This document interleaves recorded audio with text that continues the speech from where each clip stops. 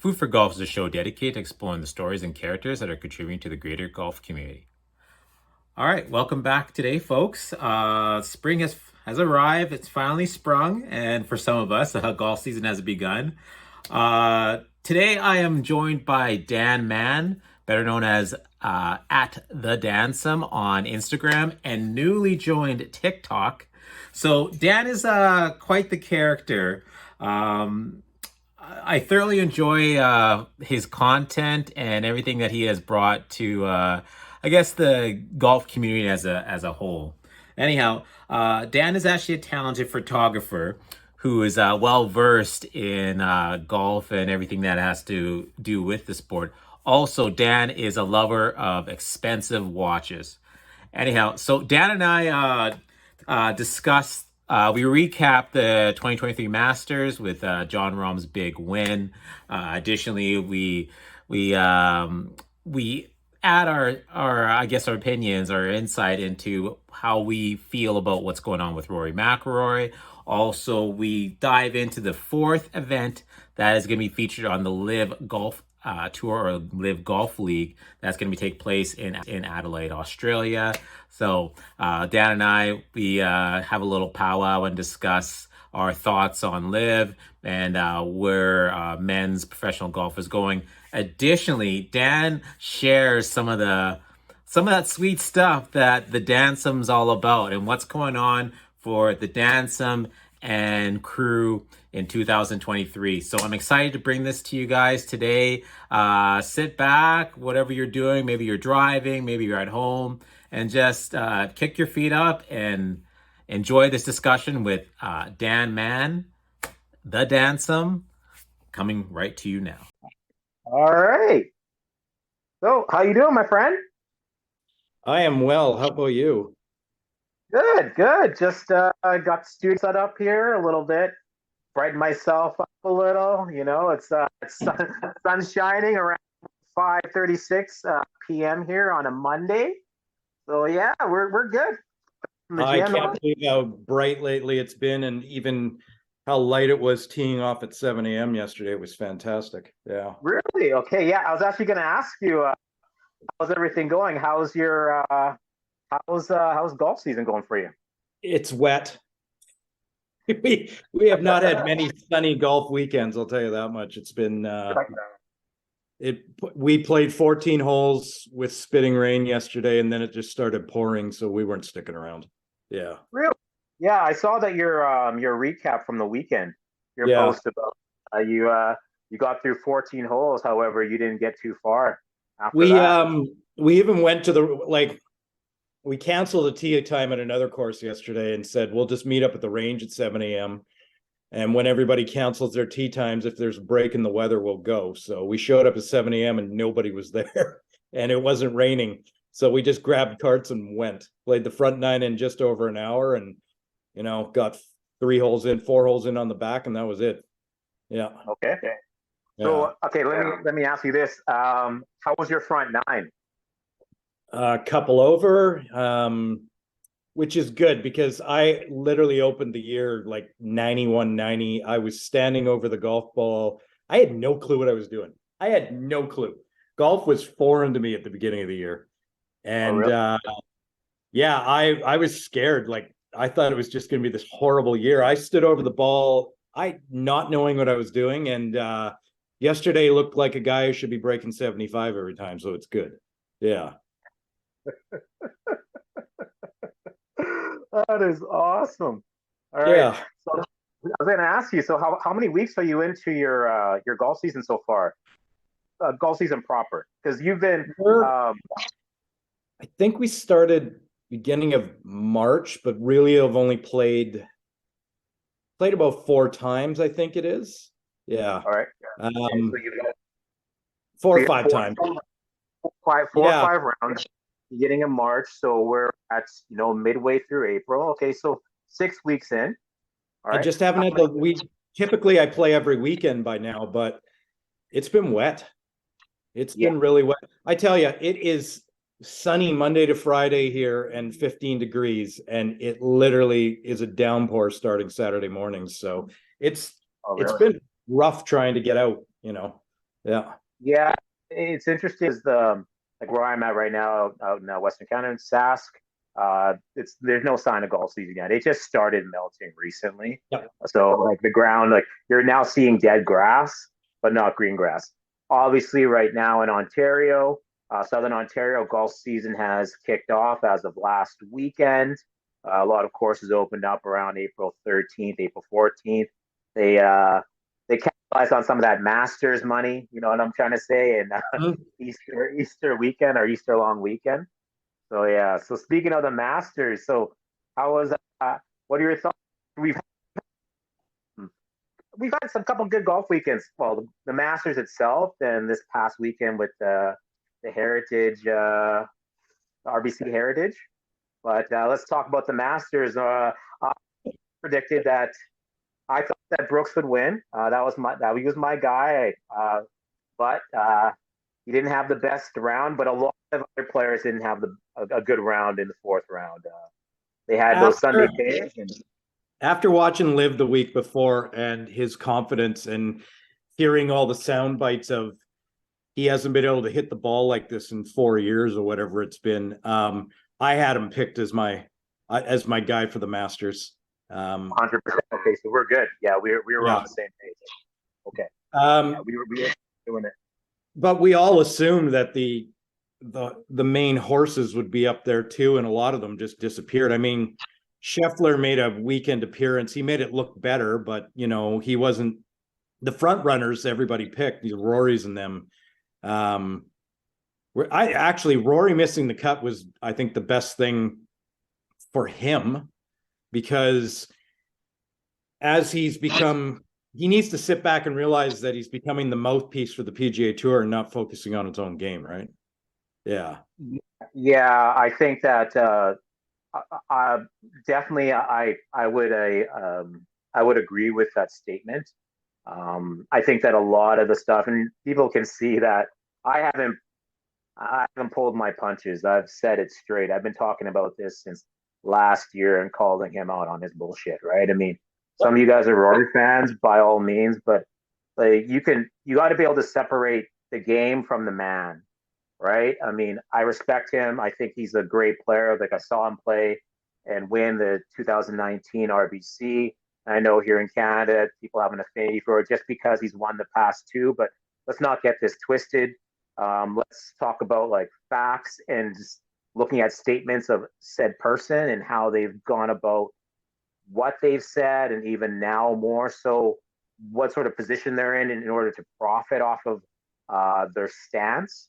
But I would say for him, I think a lot of what he was saying initially was ill informed, right? I mean, I think that he took a lot of it personally because he looked at it and, well, let's just be honest, he won that FedEx Cup because you take away 36 players from their especially top 10%, which is a few of those top 10% finished in the top five of said Masters. Mm-hmm. You pretty much just you bulldozed your way to winning a FedEx Cup. Then on top of that, too, your words in a said documentary called Full Swing, which we all saw on the last episode, and you said some words about Phil Mickelson, and Mm-hmm. yeah, yeah, Phil didn't do any talking. He let his sticks talk, and his What sticks, yeah, what's really happening, obviously the PGA Tour approached him and said, "You're our big star, but we mm, need you to be our spokesman, so to speak." And look at look at all the guys who aren't the spokesmen for the PGA Tour who actually focus on their golf game. They don't have all this other stuff going on in their head. mm. They all made remarkable. They all were up there Sunday. The Jordans, all those guys, they're focusing on their game. And John Ram is the biggest example. He's the hottest thing. He's the guy. Honestly, he's the guy on the PGA Tour. He doesn't Dude, get involved with any of this. Yeah. 100%. Dude has been a fact machine from the get go, Yep. right? He said it from neutral. He's like no, just just level head, right? Looking at it like logic. He is the number one player in the world. Like I love John. I think John Rahm is a legitimate Yep. golfer. Like, like his wins, he's won like now 5 or 6 times since like November, right? Those two other wins he might have had on the DP tour again with the North American or the North American gaze of golf, like they didn't kind of put that as relevant or as relevant as they should be, right? And like Mhm. the guys like this whole toss between Rom, Rory, and Scotty Scheffler, who's the best? Like I would say it's Rom, and Scheffler's playing good. Like he's like Scheffler's a legitimate player. Like Scheffler arrived on the scene or more so on the scene when he went head to head with John Rahm at the 2021 Ryder Cup, right? So let's get real. So he's actually legit, right? Rom's that elite player right now that there's these certain horses that can push him. That's who the Yeah, Schefflers and all those guys are right now. But right now he's the guy running lead, right? yeah, yeah. Yeah. Agreed. And like his like he put on a clinic in regards to ball striking at the Masters. It was just fucking phenomenal. Like, I mean, and think about when he went back out there on Saturday and what he was able to do after four putting on Thursday to open his Masters, right? I mean, like look, the hole's gotten everyone. Like a number of years ago, it got Ernie Els like that, right? Like Ernie, I think, and Ernie went out of there. I think he took a 10 or he took an 8. Yeah. So yeah.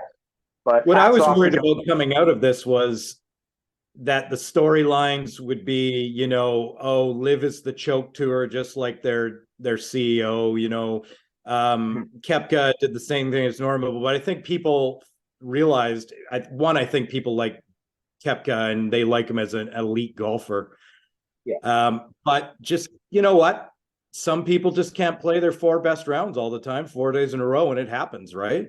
Yeah, you're right. Yeah, some days it's like golf's fucking hard, man. Yep. Right? I mean, it's like if you look at the like I took a look at the final scores of a lot of great players, and there weren't a lot of dudes that shot under, right, under par. There was a lot of pluses, right? I mean, let's not get it twisted, right? I mean, and also too, it probably didn't help waiting for like Patrick Cantlay for like, playing behind him It's was not an excuse, but now when you see the replays of Cantlay, like knowing a guy like Brooks, yeah, um, I I know he mentioned it, but he's not going to blame it on his overall, like, not finalizing, but that's got to be hard on you. That's really 100%. going to be hard on you. Yeah. Yeah, for a guy who like what he just like him and Ricky Elliott, they're like, hey, they get their yardage, what he wants. He's like, hey, Ricky, what's Yep. the number? And he's just feel it. Even with him and Rom, like they had a good banter between like the four of them, their two caddies, just Yep. letting it ride. You know what? It is what it is. Like you saw, I posted a video over there of like Victor Hovland was playing with him. That Victor Hovland was chipping on the green at 13 there, and Patrick's still walking up with his caddy. So that goes Yep. to say something. But Victor never said anything. He was never asked for comment. But you know what? I mean, yeah, like I think that I knew that a couple years ago when they were talking about slow play, and Bryson was getting a lot of heat about that. Um, no one brought up Patrick Cantlay, right? So he was kind of a ghost about that Mhm. shit I in the think if you, wind. I mean, Brooks seems like such an easygoing, nonchalant guy on the course, but it sounds like, historically, that's probably the one thing that burns him deep down. He just wants to play a quick, efficient round of golf and not overthink and wait. Yeah, I'm sure it got to him. Yeah. Yeah, but and he's like, but again, he's like one of those elite athletes, and he's gonna just say, hey, you know what? I didn't have, and he did say after, like, I just didn't have it today, right? And Yeah. even John Rahm said, he's like, hey, it would have been nice if Brooks was on his game to like kind of come down the stretch. And he was like, hey, you know what? He was very complimentary of Brooks' game just in general, what?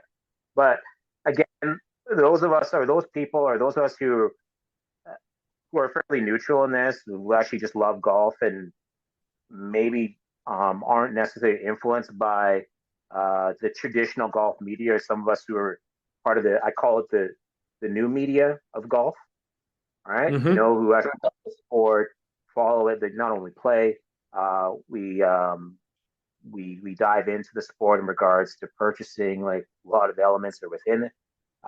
Additionally, we educate and we talk about the sport to said followers or the greater golf community, right? So, I mean, we don't have an agenda, right? Yeah. Our agenda is just, or the only agenda we have is just to share the game, right, with others. The Masters weekend was fantastic for golf. Man, I really hope this Australia thing pulls huge crowds. I'd love to see the whole point of it, brought to light, that it was supposed to be an international series, and that, bringing the North American pro game more often and more accessible to the other countries. And, Australia's got a big professional turnout on the PGA Tour, and that was the point, originally, get them down there. So it would be really nice if this was the tournament where the big crowds came out to, to support Norman and show that this is where it needs to be, right? Absolutely. I agree with you. Like, countries that are underserved in regards to high level men's professional golf. So we can look no further. Our backyard, right? Our country of Canada. We live in a golf craziness. Sure, it's for the most part, except for places like you, that it's cold about six to let's say 6 months a year. It's cold, but let's not get it twisted. Like we're a market that, just like Australia, that is right for the taking in regards to showcasing high level men's golf, not once a year, multiple times a year. Mm-hmm. And we're not talking about like cool, awesome for the Champions Tour, great, like love seeing Mike Weir and people love Freddie Couple, sure, awesome, but we're talking about like high level, like legitimate like golf. Where we right? Australia. Like a friend of mine, she's from Adelaide. She lives in Toronto. She's down there right now visiting her family. I was asking her, like, hey, if you're there, tell me, tell me the buzz. What's going on in the city? Like, how's it humming? Right. And it's awesome to see that they're gonna play in Adelaide. And I think the event is, they've already said it's sold out and so forth there, but I think this is going to be, I'm excited about it. And the one thing I can't stand in regards to, you can see the chatter online saying like, well, it's going to be on the CW and they're doing delay. Like, there's this thing called an app. It's being broadcast application. Let's just, not just being broadcast on CW, it's being broadcast through a application, which is theirs, and we all have mobile devices. You can see how they broadcast. Their broadcast fits on multiple platforms, not just on a TV. They're broadcasting their product so it can be streamed. That's the thing, right? Yeah, you're cutting out. Okay. So can you hear me though? Now I can hear you. Yeah, the CW thing, people are just grasping at straws on that one. They're on TV. That's what matters. You can turn on your TV, and in my channel guide on Shaw, it's on like 4 different channels because there's like 3 CWs, right? And then Game TV. Yeah. Exactly, here in Canada. So you got Game TV. I have it on right now. We have it on KLA. LA channel, Game TV, CHCH out of Hamilton. It's not hard to find in other countries, right? And a bunch of different WGN, because they are licensed the CW, right? Their programming. I mean, it's not hard to find, right? So the fact of the matter is, they're on cable TV, so like, big deal. They're on it, right? But US cable TV, right? Yeah. Again, Sure, right? U.S. cable TV, great. That's what they wanted, but Hmm. it's their international audience is probably far greater. And I know that I've read some stories about their metrics weren't that great, but the metrics, if you look at it initially, maybe the first couple tournaments, were pulling the same metrics on TV that would pull for the MLS, MLS soccer, and MLS Yeah. soccer has been around for 30 years, right? This Hmm. league proper has only been around for just over a year. It's coming up to a year. Yeah. I mean, people are just going to harp on well, these are the big names that you lured away from the other two, or why aren't you getting the same viewership? But um, there's been so much hate spread that why, to turn people away from it, they're not even giving it a chance, right? That is correct. Yeah, they're not. They're just kind of looking at it, and I think that if you have like the mudslinging, and I think that persons such as like say Brandel Chambly, the golf channel is not a neutral. It's essentially a PGA propaganda tool, right? Anything Yeah. that is hard that is based in America, it's not independent, and that's the saddest thing, right? And I think that some of the golf uh, publications, they haven't been as neutral as they could be, and just give people spit some facts. All right. I mean, if we're going to talk about, I guess, talk about Saudi blood money, or you talk about the public investment fund of Saudi Arabia. I dabbled in tech, so I understand what Hmm. the investment fund, what they've invested in. And I think a lot of people, if you really kind of talk about it, well, people consume probably one of the biggest things that they've invested in, which is Uber. Uber. They invested Yep. in Uber through SoftBank. SoftBank is a company out of Japan, out of Tokyo, Japan, right? Like they're into multiple different things. I think they've invested into like Starbucks with Howard Schultz's company a long time ago, like EA Sports. So, and a lot of these, and there's other companies that do business with said PGA Tour.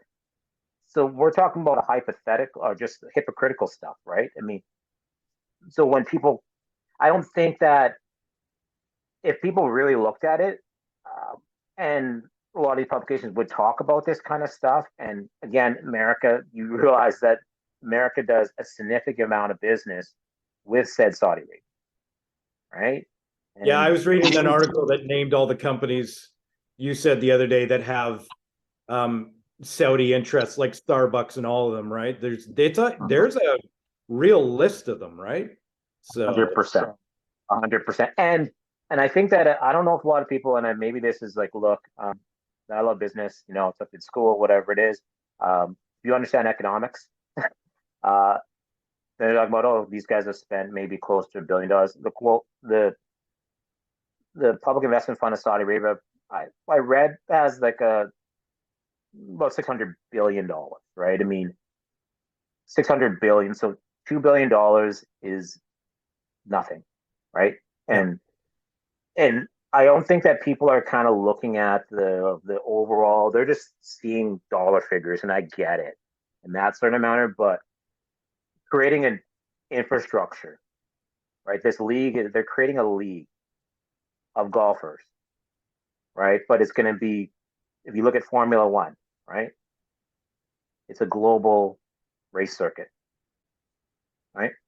So if you have a bunch of untapped markets in regards to golf, or potentially emerging markets, such as Canada, such as Australia, Japan's a huge market, and we're mhm. talking these are G7 countries, right? G7, G20 countries. Um, South Africa, India. I know they're trying to do some stuff in China. You mean just the Asian market? Like the whole entire Asian region is an Yeah, untapped resource in regards to opportunity. And there are other. It's crazy. There's a lot of other global companies that would sponsor said events if they wanted to. Like there was just this whole stranglehold of golf being like that. America's had this stranglehold on golf, but it's time. Like again, even on world economics, there are. I'm not sure if a lot of people have talked or all economists have seen that there's a shift in regards to said countries that are looking to trade in their own currency. This agreement's called Mm-hmm. BRIC, right? So it's between Brazil, South Africa, India, Russia, Mm-hmm. right? Um, these are all larger countries, right? Because there's this whole global um, struggle or power struggle that it's been. And look, I've lived down in America, great, and some people who follow me are American, but like you got to understand, there's other, like, we live in a global economy, right? And Well, there's I opportunity. really think what it comes down to at the end of the day is the PGA Tour want to be the only name associated with big name professional golf. And really, I mean, without saying it, they've made it apparent. I really think that's what this comes down to is if it's going to be associated with the premium product professional golf, it should have only the PGA Tour branding on it, and they want to be the only show in town. Yes. I'm sure when these other countries came out and tours, Japanese, etc., and said that they would be willing to let live players come play on their tours for world ranking points, I guarantee you they got phone calls from the PGA Tour that said, well, if you want such and such coming over and playing in said event anymore, you're going to shut that down. I honestly, it just, to me, it looks bad on them. They want to run the show. They've obviously copied every idea that's come up with these secondary tours since the 90s, right? So Yes. it's just they want control of it. They want financial control of it. And they're just mad now that they had to come up with more money for these elevated events. So can we talk about Well, the elevated events and Rory skipping it? But yeah, we'll yeah. talk about that. We'll talk about that. Okay, so we're gonna all right. So we're gonna go in that next segment. Let's see. We have 9 minutes to get into this part, then we'll Yeah. come back into the other one. All right, yeah. Yeah, so Rory skipping his second event on said elevated events. All right, so he skipped the Century initially at the start of the year, and then this one, right? And this is what he wanted. Yeah, my It's hard thoughts to on be the that. PGA. It's hard to be the PGA Tour mouthpiece to play every week. 100%. We all. It's exactly what it is. Okay. Yeah. And I think that, okay, and like I think a lot of people, like, look, again, Liv's schedule has been like a little bit lighter, and this one thing, if you actually if you heard some of the players talk about their schedule, that they know that they're going to adapt it a little bit better next year. And I think that what they'll probably do is play in the Southern Hemisphere in places like Australia through a few of those times, because it makes sense.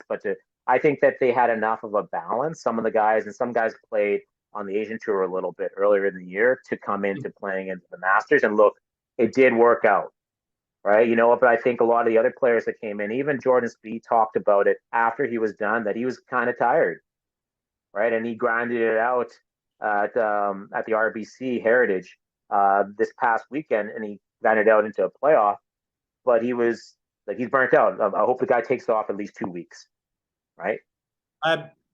Those guys fine, but come on, Rory has spent so much time wound up in the other thing and not focusing on golf. And now he's got the excuse of, my driver sucks, but TaylorMade won't let me change it, yada, yada, yada. And he got the weekend off. You couldn't show up to the Heritage after getting the weekend off and the next couple of days rest when John Ram did it. Yeah. Oh, absolutely. It's kind of funny. I kind of forgot about that. Yeah, he missed the cut. He had an extra two He got the days. weekend off, him and JT. Yeah.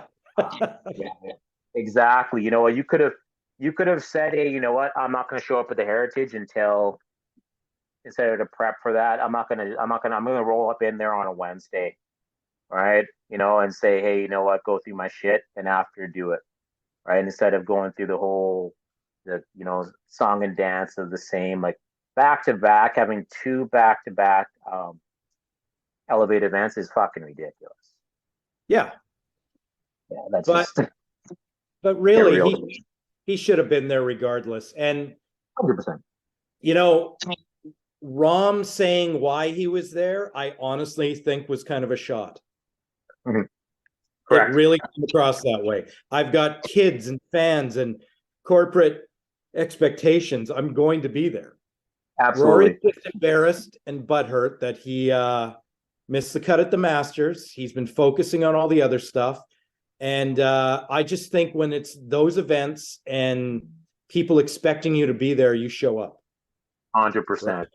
100%. Yeah. You don't hear the live guys, the live guys schedule, but none of them are sitting down in the live tent at the media day saying, oh, the PGA Tour this, the PGA Tour that, we stand for. They're not. They're just talking about their own tour and then getting back out and playing golf.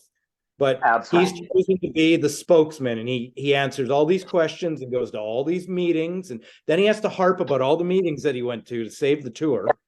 Oh fuck me! Even though that you get you get a couple of those guys, the panel on Golf Channel about Rory's been focusing on, like, don't give him, there's no fucking, right? He's been focusing on all this other stuff. So don't. You're an independent golf contractor who, yes, the tour is something you want to have like an ownership in, like your player members. I want to represent and speak for my tour, but you don't have to do it 7 days a week and not focus on your own livelihood. Yeah. Right? Your livelihood is to play golf, make money off it. It's not to make money representing the tour. And really, these guys don't care about money at this point. You should be focusing on winning championships like Tiger was, back in his day. My focus is to win the trophies. The money comes with it. It's a bonus, right?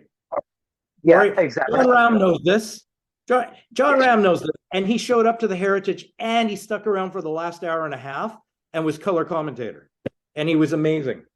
Yeah. Oh, 100%. Again, insightful. Just like Phil's insightful when he goes up in the booth there.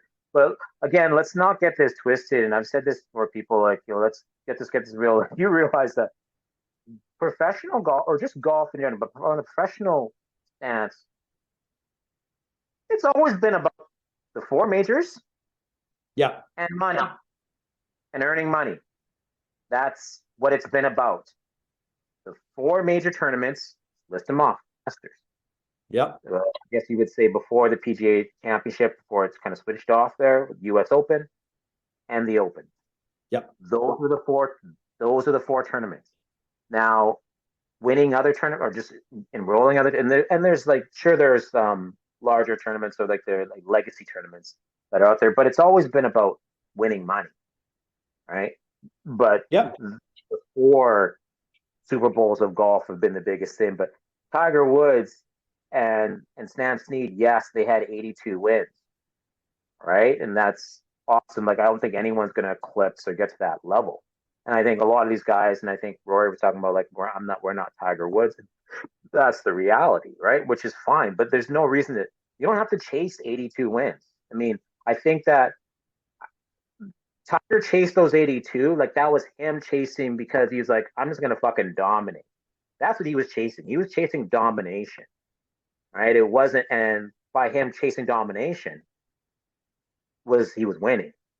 That was it, right? So it's, but he was earning money, but it's always been about earning money. Yep. Right? And winning at least a couple of the four major tournaments. Like, that's what it's about. And I think that through this American gaze, like, because if you look at where golf was birthed out of Scotland, right? I mean, and like, it's always been about, it's always been a like a dog and like kind of pony show, right? Where you come up and like, it's what it is. I mean, like, professional golf, like amateur golf was huge in the country clubs, and all those guys are amateurs who play at the Masters, and the guys who were professionals were seen as less than because they had to play golf in order to earn money, right? That's what it was, because they were from working class, right? Well, and eventually, hopefully they don't forget about that too. There's the other 75 guys on the money list who aren't in the top 75 who matter, and the way they're elevating these events, they're sort of, it makes, the way they're turning it into now, they only care about their top 30, it feels like. These are the important guys. We're going to have the big events. And then what's going to happen to the DP World Tour? You know, they were going to look after them and all this. Like, you know, Yeah. it really sounds like they only care about their big names now. Yeah, we'll get into that, like the DP tour and Yeah. the opportunity that they had, and they decided. I guess there was an arbitrary decision that they conveniently released during the Masters. You know, first day, Thursday. You know, I guess, and I guess one of our fellow Canadians, Keith Pele, running that bad boy, and doesn't seem like he's running that bad boy. Yeah, he's kind of running that bad boy into the ground. Yep. Kind of kind of fucking embarrassing being a Canadian. I mean, embarrassing. You know, it's the the amount of missed. Like, look, I like again watch other tours, watch Asian tour, follow the DP, been following a little bit of Sunshine tour, a little bit here. It's interesting stuff, but yeah, let's we'll get more into that. Okay, so we're gonna end this segment. We'll get it the next. All right, so Okay. Okay. all right. Okay. Talk about okay, you turned me on to school with the Universal Golf Rankings, right? I mean, so we had the official World Golf Rankings, then also too like I've been posting about the SI, so the Sports Illustrated Golf Rankings, but Yeah. the guys at Universal Golf Rankings, and I'm on Instagram. I'll link this up. We're telling you guys. I told them so. It's like TUGR. So the Universal Yeah. Golf Ranking. All these guys. Look at their website. It's clean, man. It's legit. Clean. I like it. It's They're legit. it's probably the best ranking. It's probably the best ranking system out there if you want to rank everybody equally, right? 100%. Yeah. Yes. Yes. If you cross reference that with like the OW, like the official World Golf Rankings, I mean, I hear people like on watching these telecasts about golf, and they're quoting that. It's, come on, stop it. Stop If they don't man up after this Masters finish, like the World Golf Rankings, like after that Masters finish, how can you not say, I think we should be ranking professionals equally no matter where they are across around the world, right? Like they're obvious. How do you not just rank somebody who's a professional at somebody just because they're not a part of a tour that you're obviously associated with, right? That is correct. Yeah, because they're thinking about the tour might go under of some sort. So they're, well, let's wait and Yep. see what they have to offer, or what can we're kind of using our leverage to dictate what we want, you know, out Yep. of them. So I mean, yeah. Anyway, so you guys like looking at take a look at like don't like let's be like let's think critically, man. Let's some constructive criticism here, guys. You know, let's be real. Like watch your stuff. You know, I mean, be informed. Don't just sit there and be like what do you want to call it? Like you just want to sit there and just be a speed bump, right? Yep. Be actually real and say, hey, you know what? Like what's happening? You love golf? Call spade a spade. Yep. All right, Dan. So let's get back in it. So how about I guess tell the people I know, but when did you get your start in golf? When did you start playing the sport? The year was 1981. My folks had a summer place south of the border here in Birch Bay, and my brother and I were in the hillside behind our place catching garter snakes, and we found a little white ball. You know, 8 years old. And my father said, that's a golf ball. And that day we said, we need to try this thing and that's how we joined the junior program at 8 years old. So that's how it all started because I found a little white ball, literally. Yeah. And now I'm continually searching for my little white ball. Yeah. Yeah. Yeah, sometimes usually I see it's on the fairway, right? You know, that the little white ball.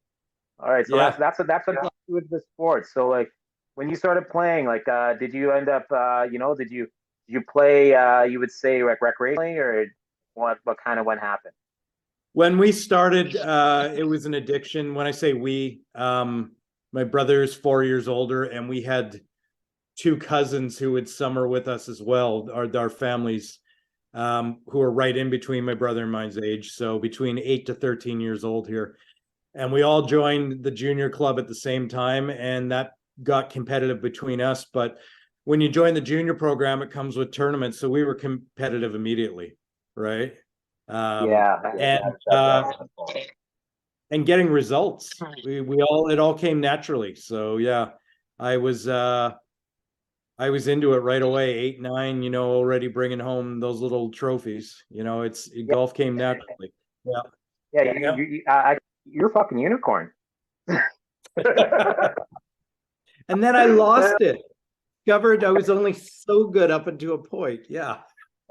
You think that maybe what it was, that it was almost like you were just playing with house money, right? You didn't get it. You were just playing freely, like mind wise. It was just free flowing. You just were like, hey, I'm just gonna send it, right? When I started playing, you didn't really have the junior development you see now with parents getting their kids in and they're getting the full on.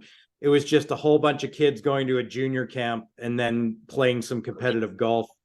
And if you had a little more natural talent than the next kid, you're probably winning more. But by the time you get to a certain age, if you aren't regularly taking those lessons and conditioning your game, the natural ability, there's a roll off, and then people start to go above you. It's the same with you play your local scratch who's played mini tours, and you're like, wow, that guy's incredible, but you realize why he's not on the big tour, because every level of golf has its next step, right? So yeah, I was good to a point, but not good enough, right? Yeah. Mm-hmm. And I just didn't apply myself into practice, right? Yeah. Mm-hmm. I think that's goes with any sport in general, right? Like there's another level you want to get to within that sport. I call it like amplification. You need to amplify that talent. There's not a lot of people that are naturally talented at said sports. If you look at great players, and we're not now talking just golf. If you want to go into golf, like just natural talent, like John Daly, natural talent, like he's one of those guys that Woods has talked about. That Tiger Woods is obviously a golf phenom, right? For him, clearly Jack Nicklaus was, Sam Snead was, right? There's Greg Norman was a great athlete that got into golf, right? If you look at even other sports, let's talk about natural talent. You go farther than hockey. We're staying there. Gretzky, right? Connor McDavid. Oh yeah. Want to talk about in Vancouver? Talk about athletes. Like one of my all-time favorite hockey players. Well, my favorite hockey player of all time is Pavel Bure, right? We're talking about naturally. You look at basketball, going as far as like Michael Jordan, right? LeBron James, Abdul Jabbar. You want to go into like other sports like Lionel Messi, David Beckham, all right? Talent, naturally talented, all right? Yep.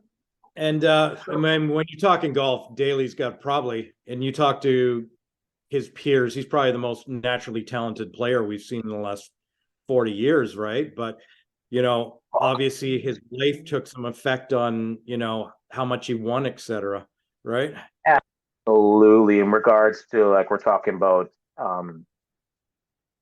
childhood trauma, right? And the elements of like dealing with like anxiety, and you mean obviously that his vices were booze and gambling to deal with, because you had addiction issues, right? Like I think without the booze, he might not have been as good a golfer, right? correct, he needed that to take the edge off, unless he was the type of person who realized there's counseling and medications and things like that. I mean, the alcohol, if he could have tamed it, he probably would have won more, because if he could have controlled himself. I mean, he's the type of guy who needs it to take off the edge, but if he could have just kept himself from going overboard. Although you mentioned the word Tiger Woods, and you've probably seen the reel going around of Daly on the podcast saying, I went to the casino with somebody and we were drinking, and Tiger went to practice, and Tiger came back. He said, well, you're going to join us in the casino again. And then, no, I got to go rest. And then Daly said he was 3 bottles of Jack in and went out and shot 65 the next day and beat Tiger by 7. Yeah. you've been telling that story for many times, and you've seen it in multiple different sequences because it's actually real. Because even for him, like the story was, hey, like Tiger's walking by, and then all of a sudden Tiger's like, okay, come drink with us. I'm going over the gym, like after he already hit balls, like come drink with us. And Tiger's like, if I had your talent, I could do that, but I don't. Right. And you're right. But also, if you look at it, Tiger Woods, is an adrenaline junkie, right? Like you can kind of understand his other things that he likes to do. And car accident that he had, right? And a lot of these elite athletes, again, they thrive on that adrenaline. And again, if we go talk about the wins with Tiger Woods, the adrenaline to win and to be the best, but that's a thing. That's an addiction thing. That car accident is still a touchy subject because that robbed us of of the next version of Tiger Woods. He was back. Yeah, 100%. Yeah, that definitely. Yeah, that robbed everyone, right? Yeah. So that Masters was going to be so good. It was, right. Defending champion coming back to his. Well, it was going good. All right. So I was going to say to you. So you're all right. You're you played the sport at a competitive level on the West Coast a little bit. So West Coast golf. All right. Let's hear a little bit of stories about West Coast golf. Like, what's your guys' price point? What's going on with that? What's happening locally? I think price point, public, you can definitely get some good $60 rounds in. Okay. Of course, there's the more premium courses, which are our Morgan Creeks or Northview that hosted the ACC championship. You're getting into $100, $110, $120 rounds. I guess you think of them as semi-private, those ones. They do have a membership, but with public, you could still find the value $55 to $65 rounds out here on phenomenal courses. Really? Yeah, because again, you live in optimal growing conditions, right? Yeah. Right. So it's like you guys get enough moisture from, sure, you guys get a little bit of snow, but for the most part, it's usually raining a lot during the winter time. Right. So you're right there. So it's like a lot of courses, they can probably lower their maintenance fees are probably a little bit lower in regards to pumping in water, right? And our water's low. Drainage on these courses, most of these courses have been updated over the years, so it's fantastic. And the values there, a lot of them are city owned, so they know where the price point is and they can supplement. But like Riverway, which is down the street here that we play at mostly, that's owned by City of Burnaby. And to my understanding, when they developed that land, it was a peat bog before, and they sold a lot of the resources that were there to help fund the course build anyways, right? So really interesting. Okay, so I haven't been, I used to live in Van City well over 20 years ago for a little bit there. I haven't been back to Van City, coming up here to 10 years. Great place.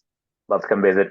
Definitely will come see you one time in this lifetime. Not the next, hopefully not. But yeah, how many municipal courses does, I guess, in that? So if we look at Metro Vancouver, we look at Burnaby, right? We look at Richmond, and I guess we'll go into Delta, and where else? We want to go as far. Surrey, Langley. We'll go that far out, and let's call it 2 to 4 a city. What did we just mention, about 7 or 8? So there's a variety. There's a selection. Okay. We've got a wealth of really good golf out here, public. Okay, yeah. It's Vancouver City has the 3 city-owned courses, and they are a $55 to $75 round. Incredible value. All of them had been rebuilt in the late 90s, brought up to date. We're talking 100-year plus golf courses, the layouts put back together.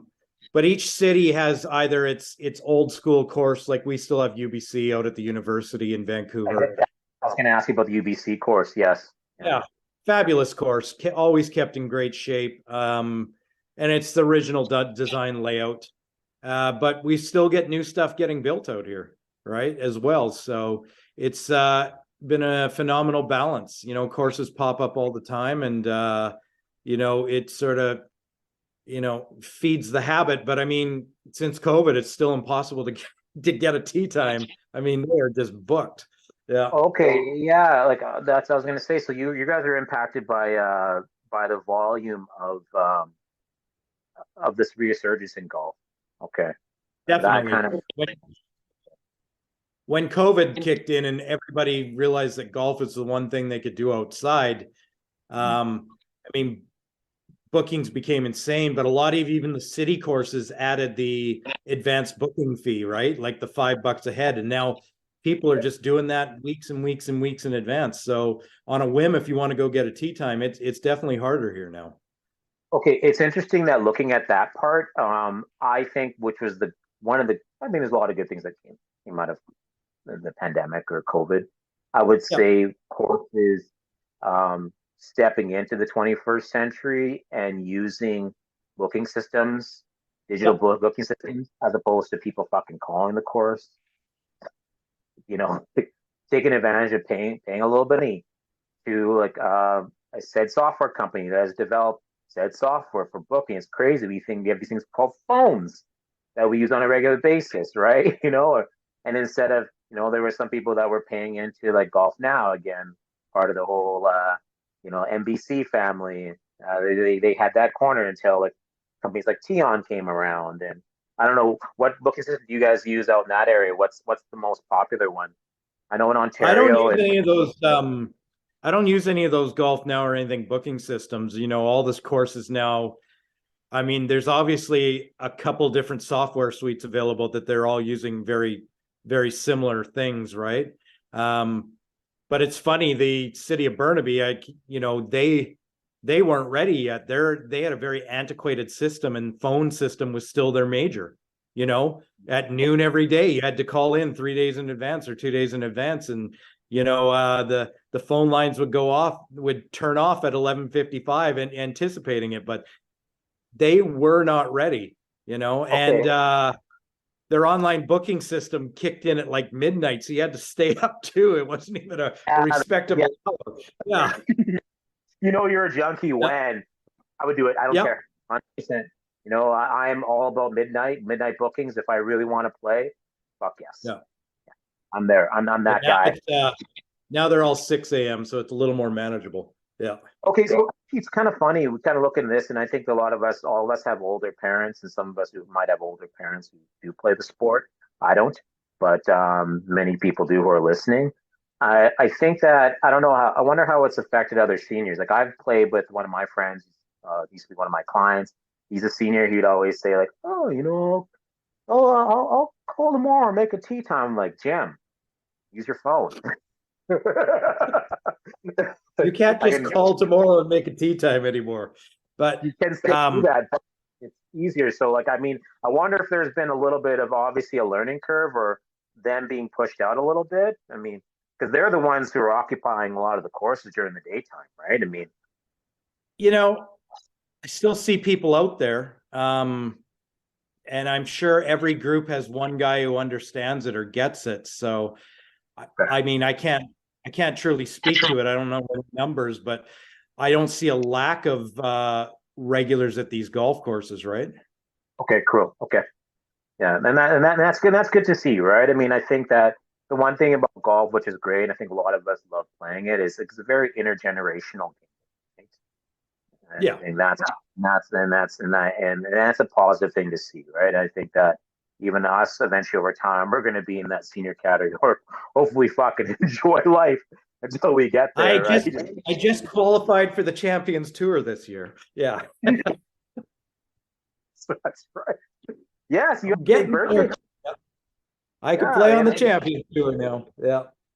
yeah. Dan has turned. He has crossed the half century mark at 50. You're as old as Cobra Clubs, man. They should have sent you. Cobra has been around for years. You and Cobra. Yeah, Cobra Golf. Yeah. I need that driver. Yeah. That beautiful black and gold driver. Yeah. They've been pushing that on there. I'm like, I got an email about that. I was like, yesterday looking at it, like that's pretty hot. I'm not gonna lie. Yeah, it looks good. That's a good looking driver. Yeah. 100%, man. And that's just a rendering. They didn't actually.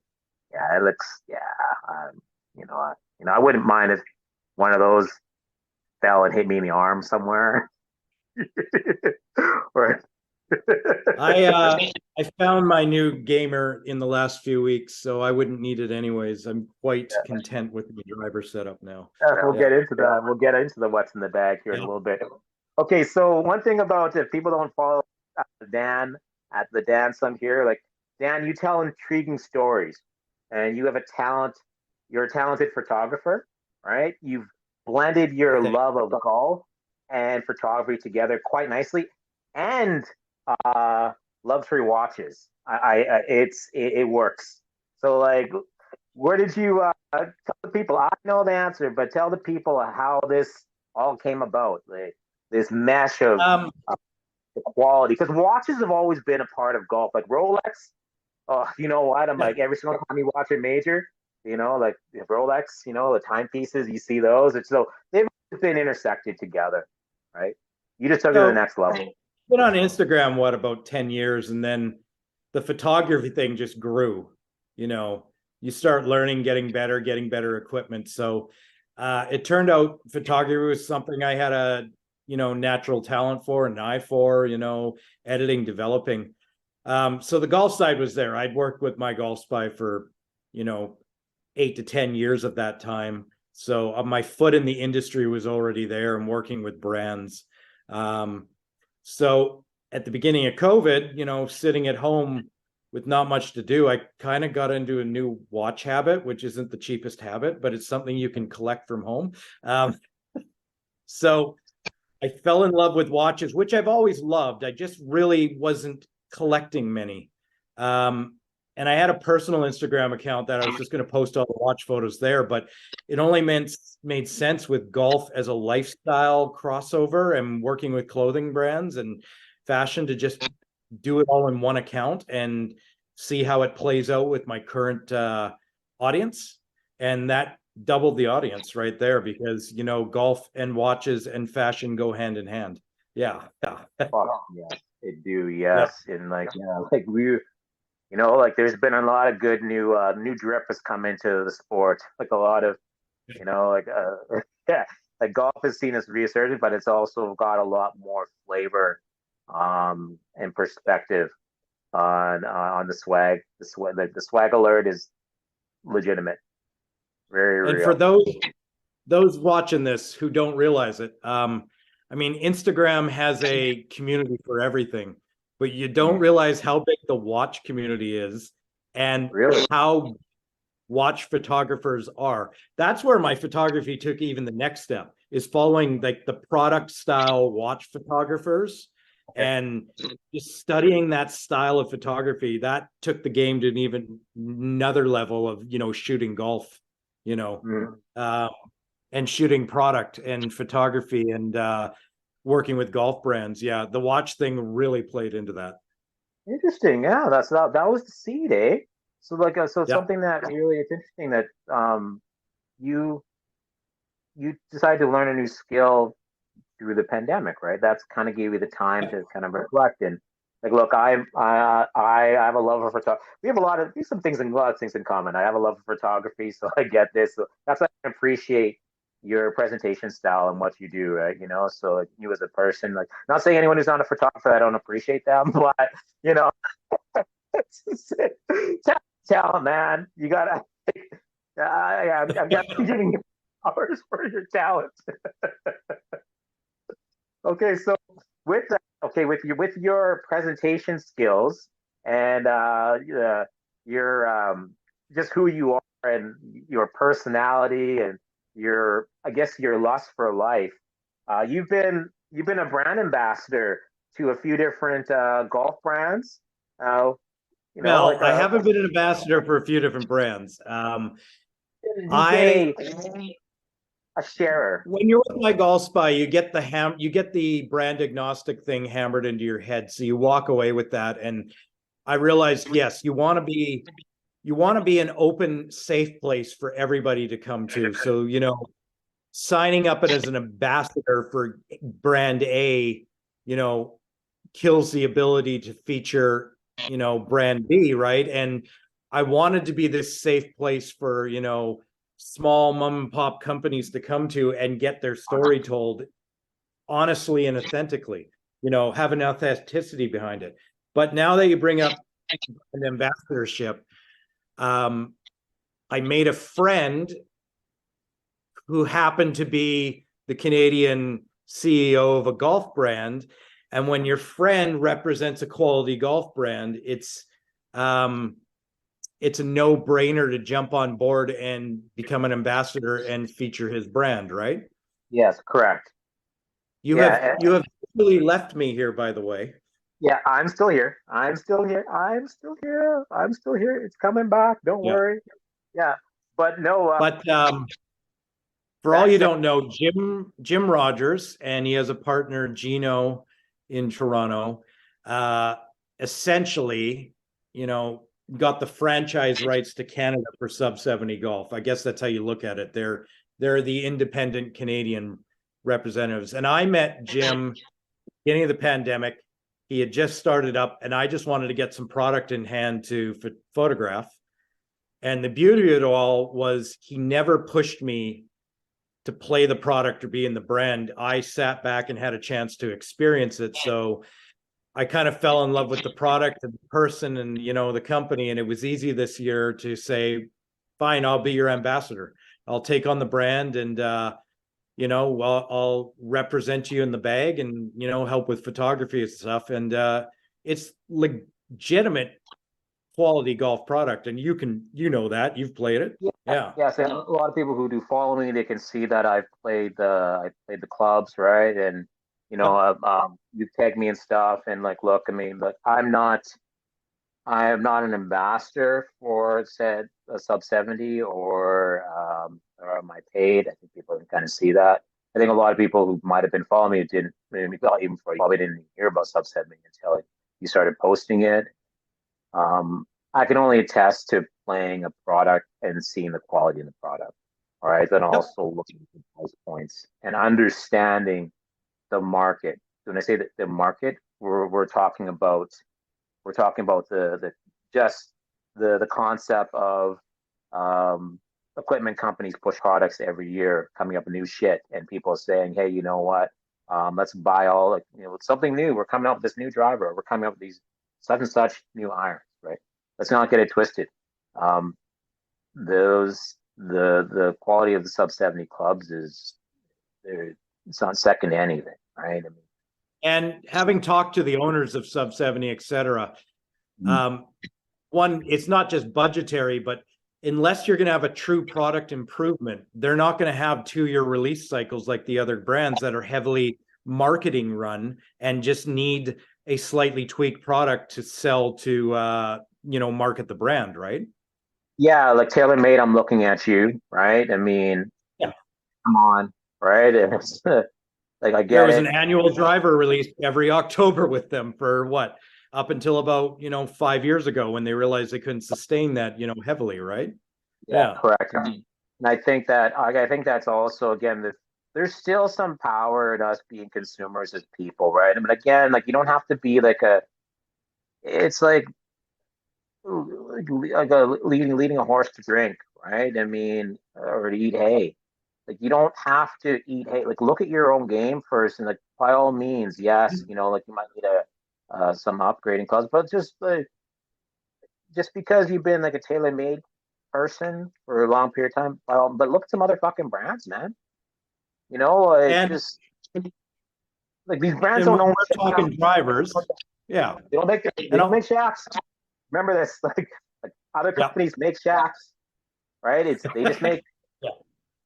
they make heads, not shafts. All right. I mean, look at Yeah.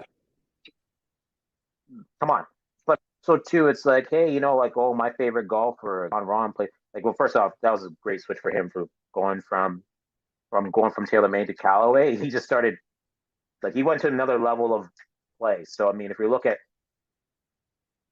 right, I mean, it's different. Titleist has been they've been legitimate, you know, like really releasing product when need be, paying to, right? Sub 70 with those irons, Yeah. wedges, very underestimated. I think now that it's they the direct consumer market has drastically changed where PXG was charging up the ass.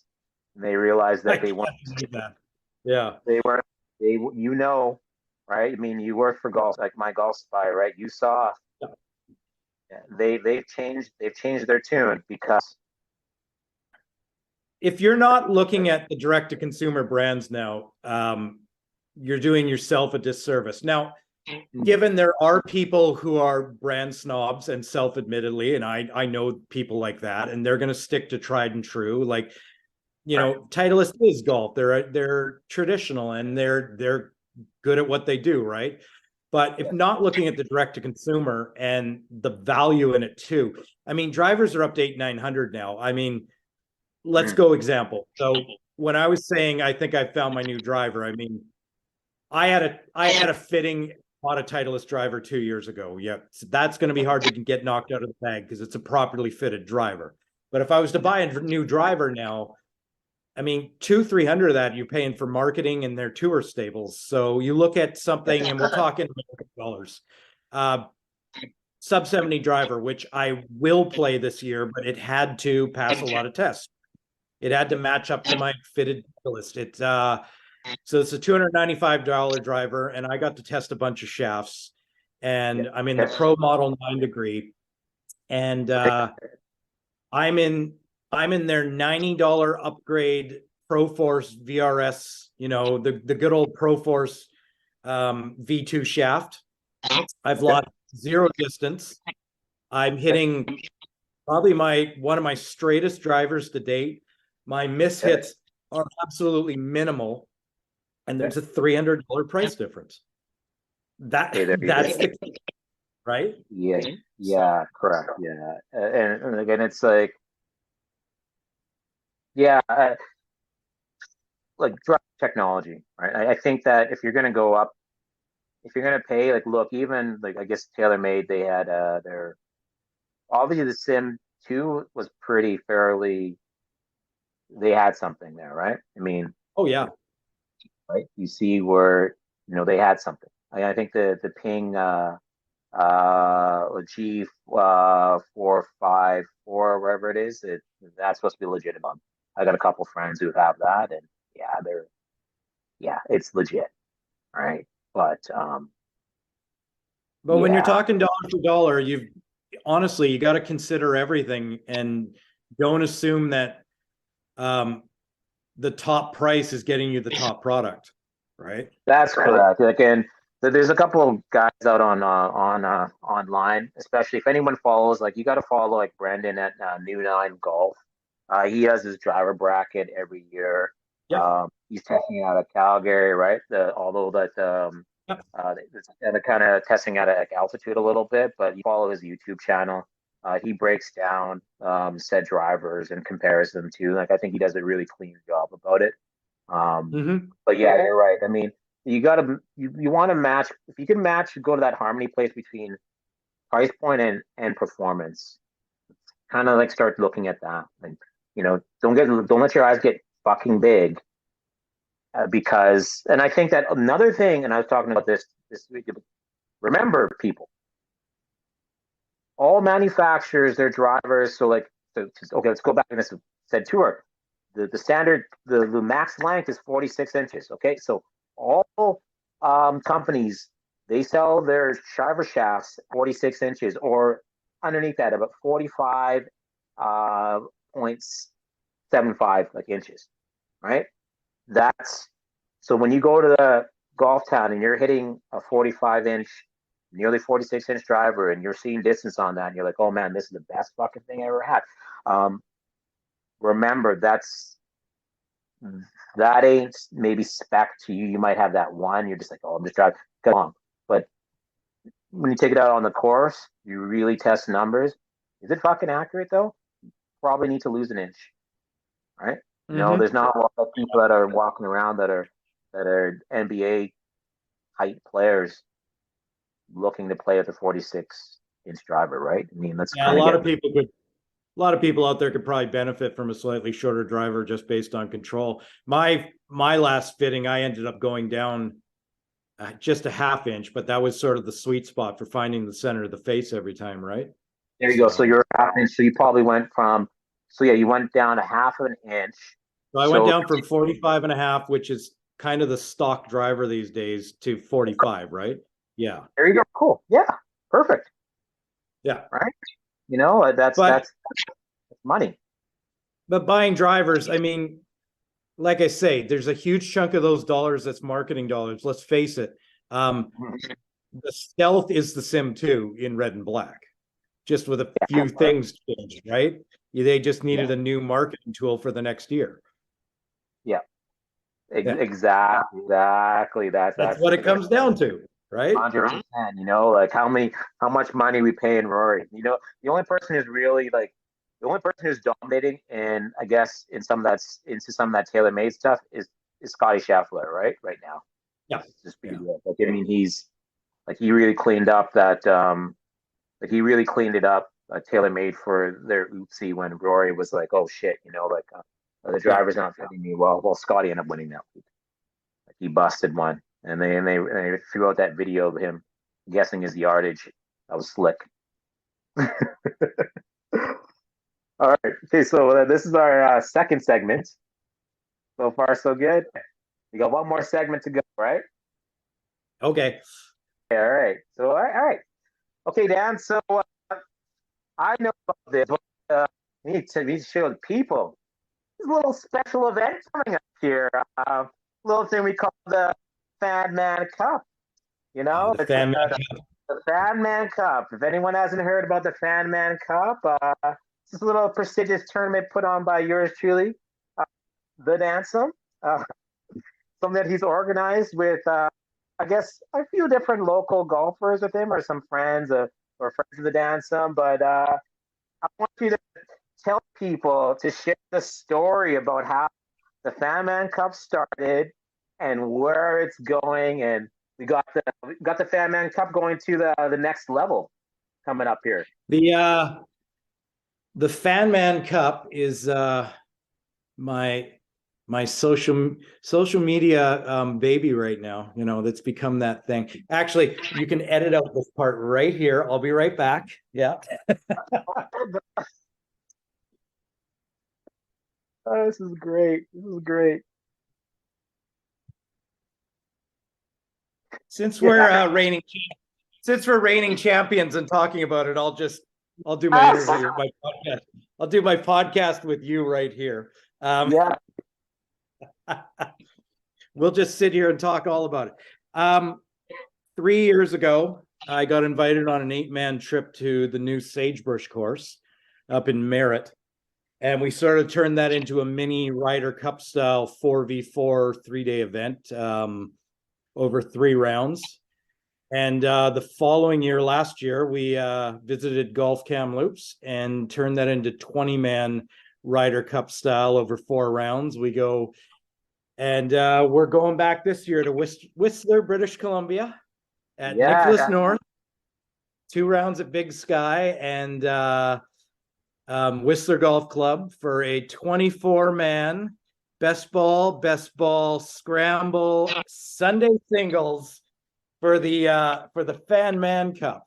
Yep. This is awesome. And if you guys don't think about this way, like, look, I mean, the one thing that golf brings people together, but there's nothing wrong with a little bit of competition amongst friends and foes, but also looking at it like experiences.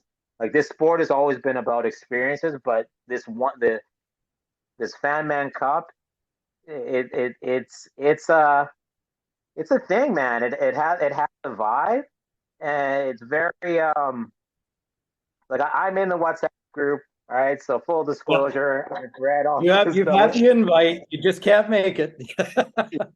You know what? Yours truly is thinking about doing something else with the Fan Man Cup and maybe being part of like documenting it because as you guys can Man, see, I love sharing other people's stories and hearing other people's stories, and I think that is something, especially in the Canadian landscape of these. We have such a rich history of golf, and some of our stories have not been told or available, and I think that that's something that um, I would love to contribute to, but contribute to the community you should and come show out them. and document it. Yeah. Yeah, Um, correct. Yeah, and when I say it's my social media beauty, baby, I love storytelling. And I realized that documenting these trips, because I enjoy watching other people's trips, it's because um, it's to give people who don't have the idea yet or the inspiration or not knowing that they can have these trips with their friends, to show them how easily it can be done and, you know, inspire them to go do it themselves, right? Go on their own trips and have their own competitions. You know, it can be done, it can be arranged, it can be booked. It's out there for you. I that's why I love telling the story. yeah, and that's one thing that again, it's like I think that um, if one thing's come out of the pandemic, I think that we've realized that experiences and being around people and having great conversations and time, I think like that's something that is really genuine. I think that a lot of people are seeing value in experiences, but like valuing people, right? And coming back together as a community in person, right? And taking time and disconnecting from, I guess, the digital world we live in, but just to really be around and be nothing like being on the golf course and being aware, right, of your surroundings and beauty. And look, Whistler is one of a lot of people know about globally.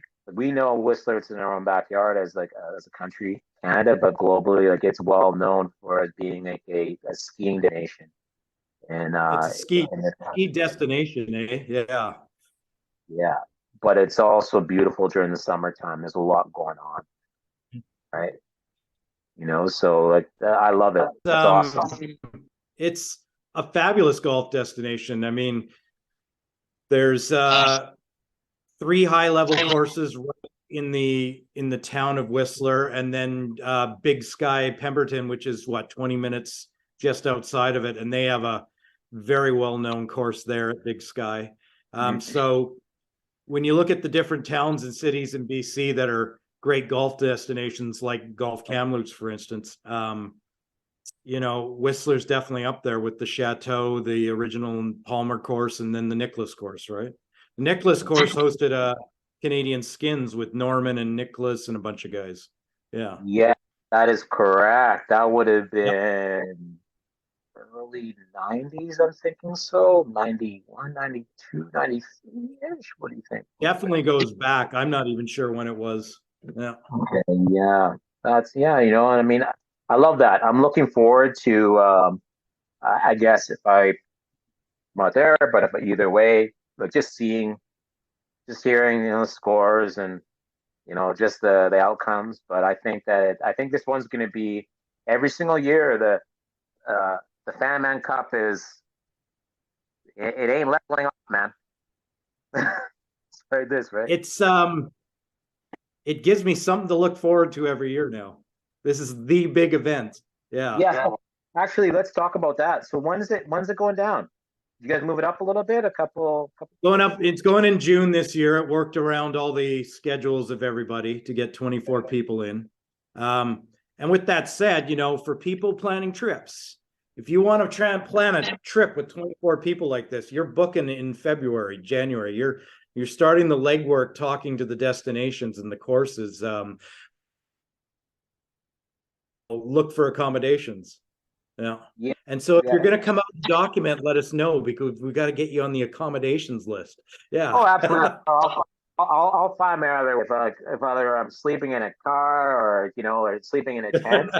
You know, because it might have to be a shoestring budget to do this, but you know what? It'd be it might be the last minute, but it might be something that I think it'd be a cool story to tell, right? Yep. And it's just I don't know. I'm just I'm a lover of stories, and I think that as those of us who are part of the I guess the Canadian or the golf community, I think that we could do a lot better. And I think maybe if I can start here would be like even this podcast is part of that, telling your story of Yep.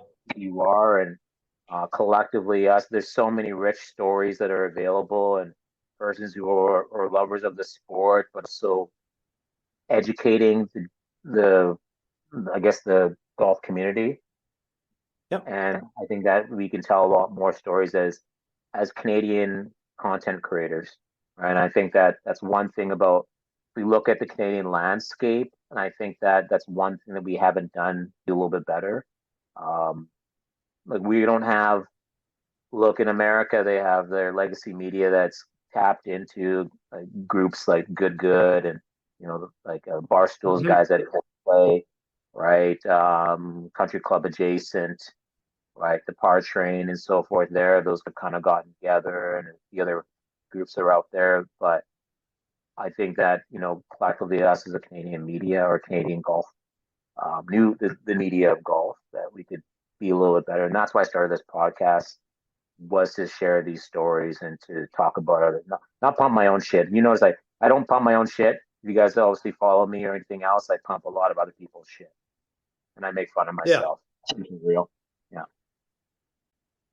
It's Canada is a smaller golf market in the perception of like social media when you compare it next to our neighbor, right? You Mm. know, the way the brands and so yeah, I've been talking to a few of the brands I work with over the last few years, the Goat Tracks, the Pioneers, the Sub 70s, and there needs to be, I think, having more of a collective um, attitude in Canada will help spread the word for many of these brands and companies. So yeah, associating them you know with the trip and doing things like that really helps show a broader community, right? Mm. Absolutely, yeah. And there you go, and that you hit the nail on the head, right there. There were so many great Canadian brands that are out as well, even Canadian contributors, and we'll hear these stories from other people that some people I talk to. But yeah, you're right. I think that we can, if we can correctly work together and continuously do this, and we have something special. And I think that sharing it is the biggest thing. Yeah, and I want to use the trip to also show off the golf communities we have because once again, I mean, we know all the US destinations. We know what's going on. I feel more tapped into the US market through social media than the Yeah, Canadians. So I really want yeah, to start focusing on ours, right? yeah, correct. And I think again, and this goes back to our earlier conversation about the said PGA Tour and the reason as to why keeping a lot of the money is because of all those old tracks, right? But that's also keeping the hands and those are country clubs. Like, a lot of them aren't public. There's a couple U.S. Opens are public track. Let's not get it twisted, right? Let's not get it twisted. Like yes, I get it. Your golf destination like Pinehurst, right? I get it. Stream, I get it. Kiowa Island, get it. All right, like Pebble. Yes, Pebble Beach. We all know the story about Pebble, right? Torrey Yep. Pines, get it. Friend of mine, Liverpool Steve just played at TPC Scottsdale.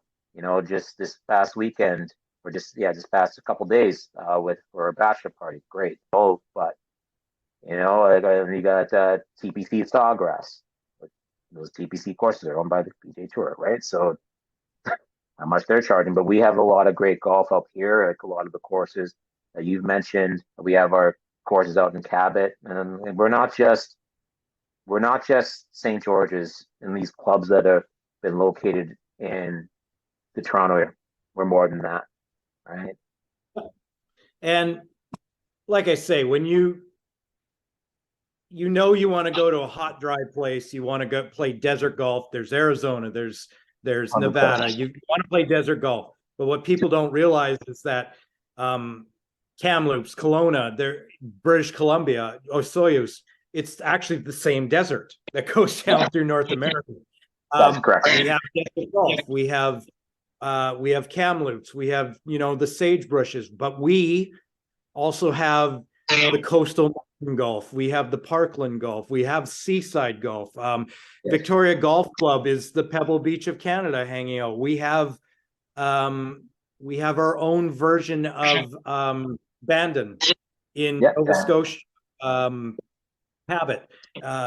We have these golf destinations, and let's use Kamloops for instance as an example. They have wineries. They have all the same things that you would find on a trip, you know, in California. So for Canadians who don't realize this, you have all this in your own backyard, right? Yeah, and correct. For people who want to leave the States and go find a new destination that isn't the same old Californias and Arizonas, we have all of that, right? I'm up here. I'm spending that American cash up here up in this economy, right? Even looking at a province such as so small as PEI and their push when they talk about PEI destinations of golf, like PEI is pretty tiny, so getting around PEI is fairly easy with their 400. They hosted the big break, and they hosted the big break on the Golf Channel. Yeah, that is correct, right? I mean, and chances are, with that being like a tourist destination place, you know, throughout the summer, their courses are probably reasonably priced. Right. And for all you Americans watching this podcast right now, we can get you a $450 3-day golf package at 30% on your own dollar. So that's about that's about $300 for you plus your flight. Exactly right. You know, bring your powerful dollar up here. We'll save you money on your vacation. Yeah. Exactly. And then there you go, right? All right, so we're gonna go back to this one thing here that it's kind of like I just discovered this a couple days ago that you and I we have a thing in common. We like container homes. Container design I fell in love with container homes. Yeah. So I guess I'm disclosing here. When I was a kid, I actually wanted to become an architect. All right, so that's something I used to love building things out of sticks, paper, and designing like structures. So that's something that I've always had an affinity for. But I've really got to the container home, and I follow different with my personal account. I follow different container home design. I think it's the concept of it is pretty cool. In Toronto, none of us who've ever been to Toronto, they have this place called Stack Market. It's essentially a kind of like a strip mall put up, designed with all container homes. Sleek, it's cool. I think it's, I mean, I don't know.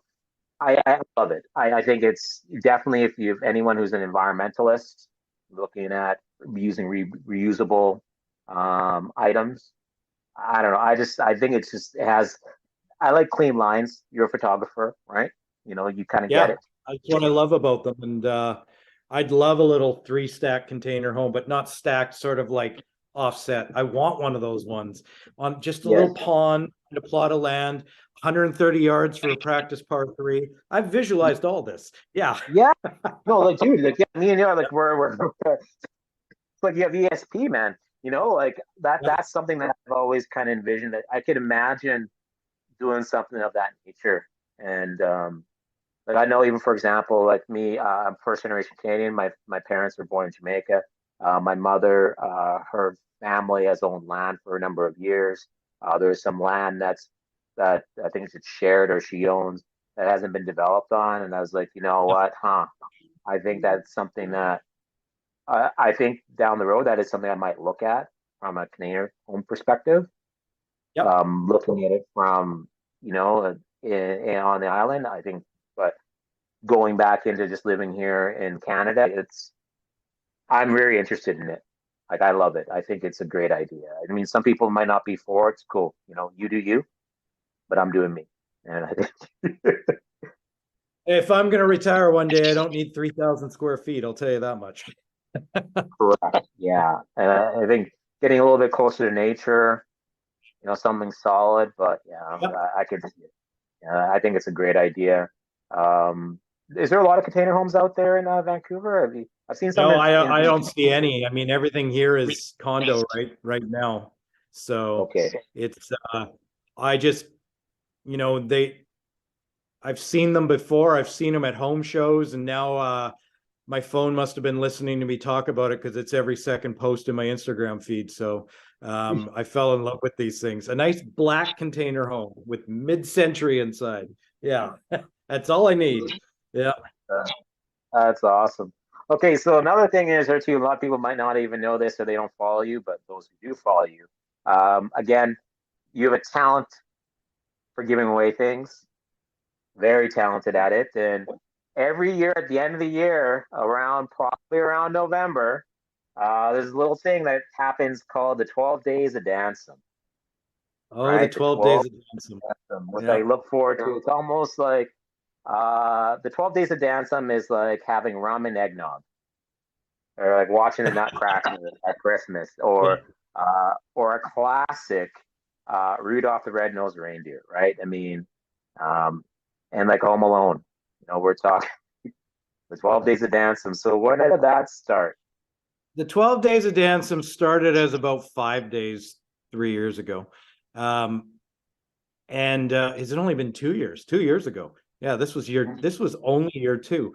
And then spreading it out amongst those 5 brands to about 12 days, because 12 days of Christmas and Dansome flow together. But it all started with the brands that I work with throughout the year, and then realizing my followers put up with me, throwing all these brands in their faces. It was an idea to give back to everybody at the end of the year for following and putting up with me, basically. So working with the brands to showcase them at the end of the year and be able to give back to everybody, and show them the products that I talk about all the time.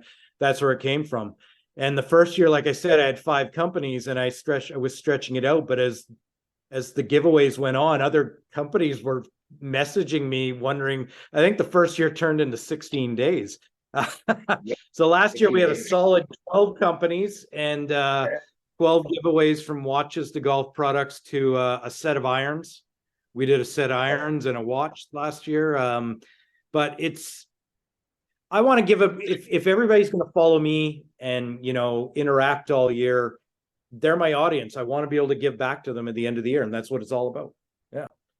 Okay, yeah, there you go. Can you tell the people about some of the companies that you're currently working with? We've spoken about Sub 70, right? Sub And 70, Pioneer Golf out of Edmonton. They are definitely your small mom and pop brand of custom head covers, towels, hats, custom tees, things like that. 7 Iron Golf now out of Texas. yes, They are a new glove company that it's up and coming. And I got to tell you, I don't jump on board with these companies lightly. He sent me some samples, and they are legit leather golf gloves. They are well made, they are well sized, well fitted. I'm already talking to people I know who've been playing and using them, and durable. And eventually when he came to me and said, "We love the way you do content, can we work on a deal together?" It was easy to say, I want to be a part of building content for this brand because I believe in this product, right? So there's 7 Iron Golf, Cutter and Buck Clothing. I better not forget anybody here, but those are sort of the major ones that I sort of focus around. Theragun, as part of my friend Brady, who's with Platform Sales, the brands that he represents. So there's a good little stable of brands that I can talk about regularly, right? And then Watch Side, Canada Watch House, our real only online, shop for watches in Canada, out of back east. okay. And when you say products and brands, I work with Golf Kamloops, and that's why they've come up with their names come up regularly here, right? So I definitely work with their tourism board. So you want products and places featured, that's who I'm dealing with. Yeah. Okay. Yeah, so some of these brands, like, look, I'll send a link up into the, I guess, into the legend of this podcast. So some people, if you don't follow them, I'll link up Yeah. even like their Instagram and stuff like that there too. But yeah, that's like, I love the fact that some of the brands that you, like, again, Canadian, right? Some of these brands that are available, like, oh, Yeah. sure, like, Seven Iron Golf is American. Again, there's nothing wrong with that, but again, going out to these smaller boutique companies that are really coming up. There's enough space for everyone, right? The golf ecosystem is fairly large, right? Let's, nothing wrong with trying to pump the tires from other people, but trying some other products, right? And I think, like, And for even from, go ahead, yeah, sorry. the big thing is if you want a custom head cover now, if you want um, cool hip stuff, you don't have to look south of the border. I mean, Goat Yeah, Tracks is the new cool community golf for everyone hip logo. The people like Pioneer who are hand making custom one-offs now, they don't want to do as much, stock inventory. They want to make more hand custom. You don't have to go south of the border to get all this stuff now. correct, yeah. Except for pencil carry bags and things. Canada, listen up. Can somebody start doing stuff like this? But you know what I Yeah. mean? Yeah. You like I have, like, my idea that I still have this little passion project that I call, like, Golf Stealth Club, that I'm still working on. It's gonna come out. I have an idea in regards to some golf trip or golf clothing, right? Yep. But yeah, I get it. There's a space, and there's other stuff that's available. But pencil bags, 100%. We need some of that. We need non-$1,000 Sunday bags custom made up here. Yeah. Yeah, The yeah, Mackenzie bag to get across the border would cost you an arm and a leg. And I know this because yeah. my buddy Greg looked into it. Yeah. Oh, did he? Okay. Like, okay, yeah, It's and it's super 30% on frustrating. the dollar plus you're going to get dinged at the border, right? Yeah. 100% in the import fees on that, right? Yeah, yeah. Yeah. Like, look, I bought a pair of Jordan ones last year when they first came out from Carl's Mm-hmm. Golf Line, right? Because I didn't know if they were gonna come out anymore. I thought it was just like, I hadn't even worn them yet. I'm gonna wear them this year, but Mm-hmm. I got slapped with some, like, import fees, shipping and import fees, and you know what? The shoes, they retail at 180. They cost Yep. me probably 240, 250, right? So yeah. Oh, and then for everybody watching, if your package is coming UPS or FedEx or DHL, one of the non-USPS United States Postal Service, when you get that $100 bill, pre-collecting duties and taxes, check it because they charge you a brokerage fee. I got a $150 pair of shoes that had a $98 bill from UPS. $70 of that was their brokerage fee, which you don't have to pay them. You can self-clear these packages. So just a tip for everybody in Canada. You can actually go down to border service and clear that yourself. Yeah. That's actually great. Yeah, because in certain Yeah. parts, if wherever shipping is, sometimes they'll and if you live in, like, some of the packages they're coming out at, they're shipping to Richmond Hill and then being distributed, or Richmond, sorry, A Richmond. I got a $150 pair of Tomo golf shoes with a $98 brokerage bill from UPS. Yeah. $25 was the actual Canadian taxes and broker and duties. The other 70 was their brokerage fee to do it for you. All you got to do is phone them up and say, I'll self-clear it. Go down to the Canadian Border Services. They laugh because they go through it every day. Pay your $25 and then just, email the copy back to UPS and they have to deliver it to you. So remember this, everybody. You're paying unnecessary fees. Yeah. That's a good point. Yeah, I never thought Yeah. about that. That's like, look at Google it, Dan. and there's a mom who writes a blog who's already laid all this out for you. Hey, look at it. The Dansome spitting out more knowledge than he's already spit already. Just sharing. I get so sharing many the- packages from golf brands that I've dealt with this for so long. If you actually look at your bills, a small percentage of what you're getting charged by the shipping companies is actually what you truly owe. Yeah. The rest is a waivable fee. Yeah. Interesting. So Yeah, good to know. just for everybody out there. Yeah, check your bills. You're not watching Vegas finger telling you know what? Yeah, it's like it's that keep it real, right? Okay. So anyway, so any more exciting projects coming up in 2023? Exciting products. Projects, actually, projects. Projects. Well, I'll do my what's in the bag now that I'm all in with sub 70 this year. Yeah, Um, let's talk I about may that. be and then I may be visiting another desert location in British Columbia that I already work with, Gulf Kamloops. So expect that. I might have a friend who just moved to the States coming back to do that one with me. We're in talks, so keep an eye out, people. We will showcase more courses. Does the name start with C? With a C, it very possibly. So everybody go follow Cyrus Jansen. But anyways, we're in talks on that. What's in the bag this year? So I'm all in sub 70. I believe in the product. We've got the JB wedges, the yeah. 659 irons, which I've recently soaked in a bucket of vinegar and salt water and patinaed them up nicely. They're raw. So built out that set. I just put their, I'm spoiling my big, Instagram what's in the bag reveals, but I'm putting the hybrid in the bag. I got to tell you, and I'm going to say it now. First on your podcast, when you look at sub 70 as a brand and people think about, well, they do irons and wedges, they're one of those direct to consumer brands. I can tell you right now, after 2 rounds, the most underrated product in their catalog is their hybrids. Those hybrids are the most legit things out there. Yeah. 100%. I have hit the 3 hybrid. I hit it in the summer of 2021 at St. Andrews Valley.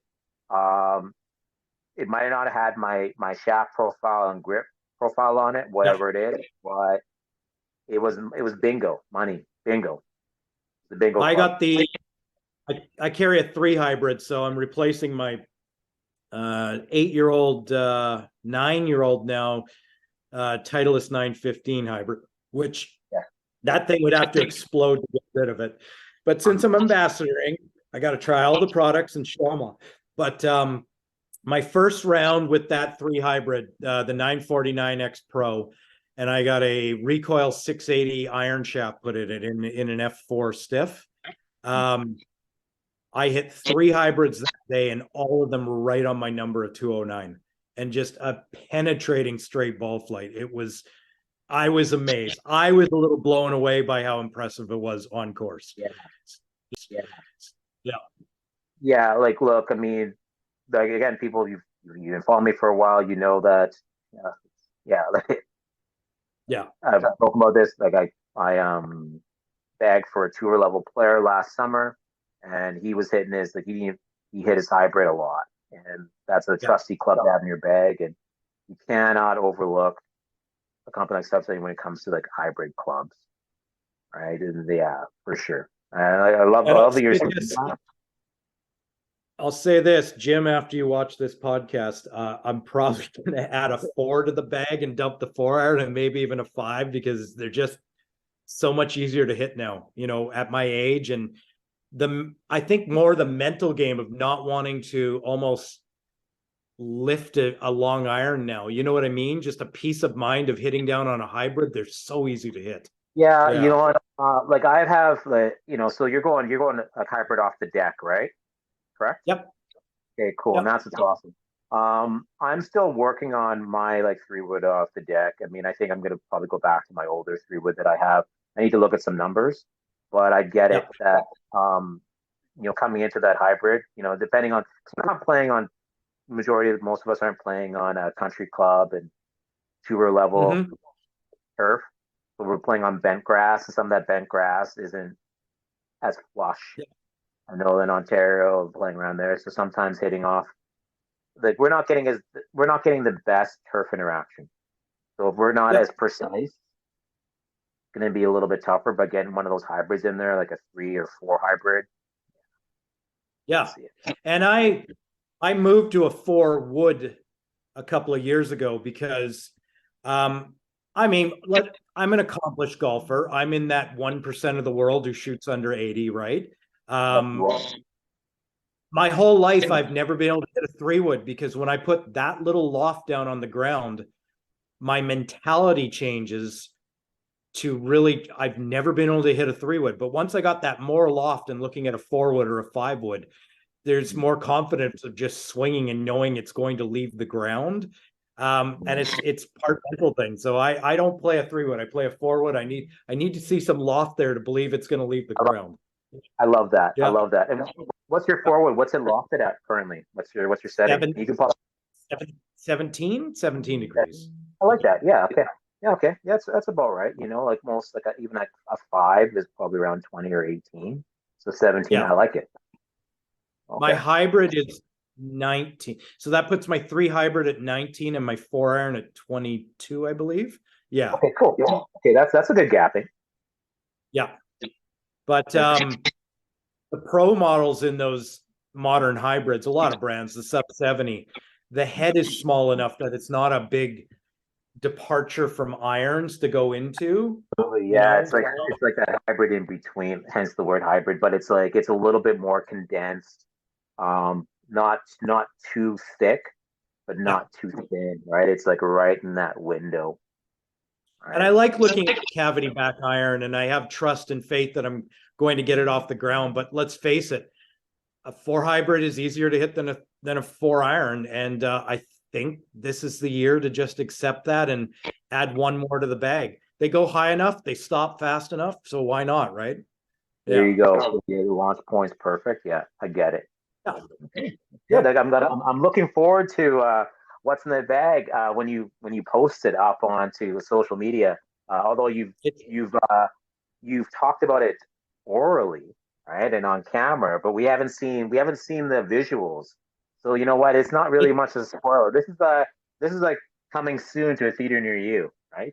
I have a I have a friend who happens to be Jim's daughter. She's a contenter. She does video work for a living, video and design. But she likes to come to the range with me, and that's where I get my good handheld filmed photography, right? So Okay. we're gonna get Okay. together and shoot all the what's in the bag soon, so I can have them properly done. I've already scripted out how I want to do these, so I'm Excellent. gonna do them. Excellent. Yeah, Perfect. Okay, I'm looking forward to that, and I will share it with you guys when it happens. Right, so stay tuned. yeah. Stay tuned the next couple of weeks. We know it's going to be happening since it's the beginning of the season right now. You know, the Fan Man Cup's coming up in June, so it's going to be probably in May next month. Right. Okay. So last question. All right. So we got here. So like cats or dogs? Cats. I love dogs. Real quick, I grew up in a pet food and supply store. My parents owned a Bosley's Pet Food for all those BC people who know it. So I love pets, but I've got a cat, right? Everybody knows me for my cat. Yeah. Yeah, cat. Yeah, and you posted something pretty funny this week about you're playing around with you're still like me testing out TikToks. You thought you'd look at some of like the some of the filters, and you put those teeth on that cat perfectly. That The smile, teeth, that teeth lip filter for cats is the greatest thing ever. I still laugh at my own production. Yeah. 100%. But even like the over the shoulder turn with the teeth, yeah, like Oh, yeah, when so she looked back from the top of the couch, that breaks me up every time. Yeah. yeah, that was that. That was good, my friend. That was good. Yeah, that was probably the laugh of the day. Yeah, if you're following me, I like to add life into my actual stories. The feed will be golf and watches, but I will entertain you with my life and cat stuff. Yeah. All right. All right, Dan. Well, thanks for coming to join us today and sharing your Thank you for story. having me. Yeah. Looking forward to the Fan Man Cup and looking forward to what's in the bed. That was a little special reveal, which is awesome Yeah. there. And yeah, man, we'll jam again. Thanks everyone for listening and watching, and stay tuned for the next one. Thank you so much.